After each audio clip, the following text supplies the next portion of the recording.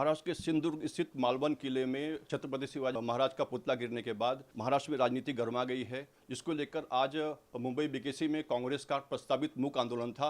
लेकिन आंदोलन से पहले मुंबई पुलिस ने जितने भी कांग्रेस के वरिष्ठ नेता हैं, चाहे वो नसीम खान हो, चाहे वर्षा गायकवाड़ हो, और जितने भी सक्रिय कार्यकर्ता हैं, सबके घर के बाहर पुलिस बल तैनात कर दिया गया और जो आंदोलन है उसको रोकने की कोशिश की गई है। हमारे साथ हैं कांग्रेस के पूर्व विधायक और CWC के सदस्य नसीम खान जी। आपसे जानना चाहेंगे, पुलिस ने जो ये सब धरना प्रदर्शन को रोकने के लिए जो यहाँ पे पुलिस तैनात किया, उसको लेकर आप क्या बोलेंगे? सरकार, महायुति सरकार डरी हुई है। जिस तरह से महाराष्ट्र राज्य के आराध्य जिसको माना जाता है छत्रपति शिवाजी महाराज, उनके पुतले का अपमान हुआ है और ये महाराष्ट्र के स्वाभिमान की बात है। महाराष्ट्र की जनता इसको बर्दाश्त नहीं कर सकती है।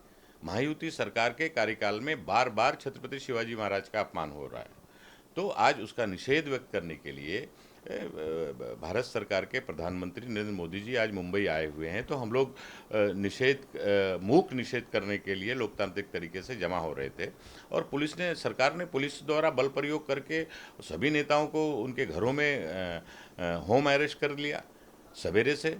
ये लोकतंत्र है। लोकतंत्र के माध्यम से अपनी आवाज़ हम बुलंद नहीं कर सकते? देश के प्रधानमंत्री का ध्यान आकर्षित करने के लिए अगर हम मूक प्रदर्शन करने जा रहे हैं तो उसमें बुराई क्या है? ये देश के लोकतंत्र ने हमें अधिकार दिया है, देश के संविधान ने हमें अधिकार दिया है।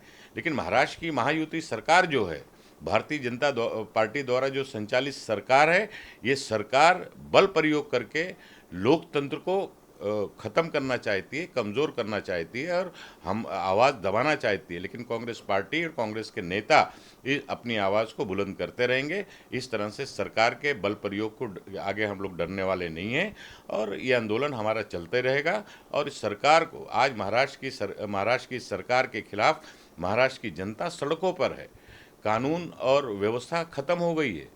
महिलाओं पर अत्याचार बढ़ते जा रहा है, बेरोजगारी बढ़ते जा रही है, छोटी छोटी बच्चियों पर अत्याचार हो रहा है। छत्रपति शिवाजी महाराज का अपमान महाराष्ट्र की जनता कभी बर्दाश्त नहीं कर सकती है।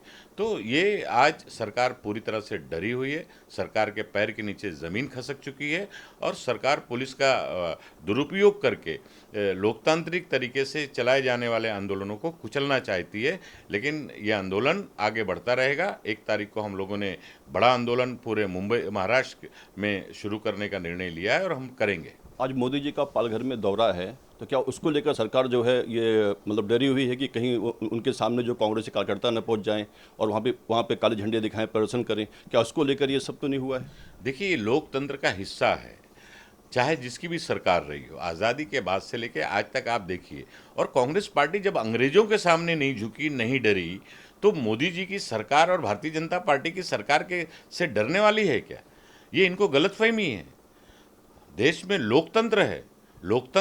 अगर लोकतंत्र कमज़ोर होगा, लोकतंत्र को दबाने की, कुचलने की कोशिश महाराष्ट्र की सरकार या भारतीय जनता पार्टी करेगी, तो कांग्रेस पार्टी का कार्यकर्ता और महाराष्ट्र की जनता और तीव्र आंदोलन करेगी। ये आंदोलन रुकने वाला नहीं है, आंदोलन और बढ़ने वाला है। हम लोग हर सरकार की गलत नीतियों का विरोध करते रहेंगे। ये सरकार पूरी तरह से भ्रष्टाचार की बुनियाद पर खड़ी है। इनका जो पाप है, इन्होंने जो भ्रष्टाचार किया है, वो कहीं ना कहीं इस तरह से उजागर होते जा रहा है। इसलिए कांग्रेस पार्टी आंदोलन करेगी। सरकार में सहयोगी जो अजीत पवार जी हैं, उन्होंने भी सरकार के खिलाफ जो है आंदोलन शुरू किया, उसको लेकर आप क्या बोलेंगे? बिल्कुल, ये तो साफ हमारी जो मांग है, उस मांग का समर्थन सरकार के उप मुख्यमंत्री खुद ही कर रहे हैं। उन्होंने माफ़ी मांगी है।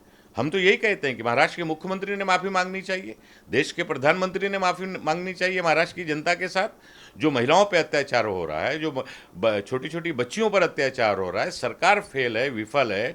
छत्रपति शिवाजी महाराज का पुतला इस तरह से करोड़ों रुपए का भ्रष्टाचार करके बनाया गया है, लेकिन जिस तरह से वो पुतला ढहा है, गिरा है, और उसके बाद आज तक उसमें जो लोग शामिल हैं उनके ऊपर कोई कार्रवाई नहीं हुई है, कोई गिरफ्तारियां नहीं हुई है। तो सरकार एक तरफ ऐसे लोगों को बचाने का काम कर रही है, दूसरी तरफ अगर देश के प्रधानमंत्री या महाराष्ट्र की सरकार को कुंभकर्ण की नींद में सोई हुई सरकारों को जगाना चाहती है लोकतांत्रिक तरीके से, तो वो पुलिस का दुरुपयोग कर रहे हैं, पुलिस का बल प्रयोग करके उसको कुचलना चाहते हैं।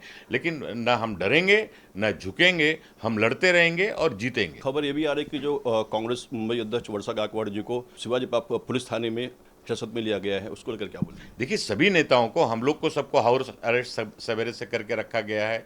कांग्रेस के नेताओं को, भाई जगताप को, और भी जितने भी हमारे नेता हैं अलग अलग इलाकों में, सभी को, कार्यकर्ताओं को घर से बाहर नहीं निकलने दिया जा रहा है। वर्षा गायकवाड़ को रोका गया है। तो सभी जगह पे जो ये संविधान की धज्जियां उड़ा रही है महाराष्ट्र की सरकार, पुलिस का दुरुपयोग कर रही है, जिस तरह से लोकतांत्रिक आंदोलन को रोकने के लिए, उसका निषेध हम लोग करते हैं। तो कहीं ना कहीं नसीम खान जी का कहना है कि सरकार ने जो भी किया हम उसका विरोध करते हैं और हम अगर सरकार ने हमारी मांगें नहीं मानी तो हम आंदोलन और तेज करेंगे। वीडियो जर्नलिस्ट शिवाजी काले के साथ अंजनी कुमार मिश्रा,